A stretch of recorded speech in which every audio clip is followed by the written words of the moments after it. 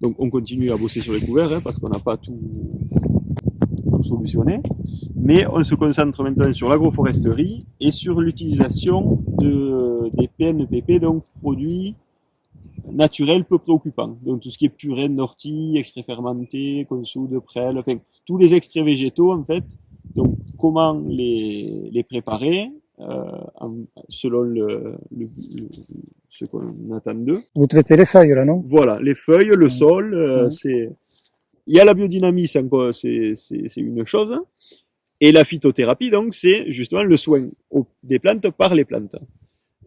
Et là, en fait, on a une panoplie qui peut avoir à peu près toutes les fonctions, qui va de la nutrition, effectivement, avec par exemple l'ortie, donc qui est riche en azote, mais surtout riche en hormones de croissance, et donc qui va vraiment favoriser la pousse des végétaux.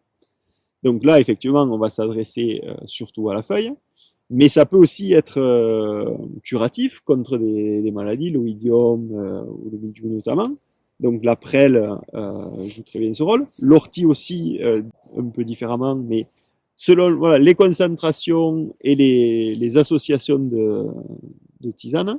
Donc il y a eu des ratés, hein, ça c'est clair. Hein. C'est pas facile, hein, sinon il n'y aurait pas à se creuser la tête, à se mettre à plusieurs. Et il faut vraiment mettre de la technicité dans tout ça, sinon on se plante, effectivement. C'est vraiment une vision globale. Hein. Il faut voir à l'échelle. En biodynamie, il parle à l'échelle d'une ferme.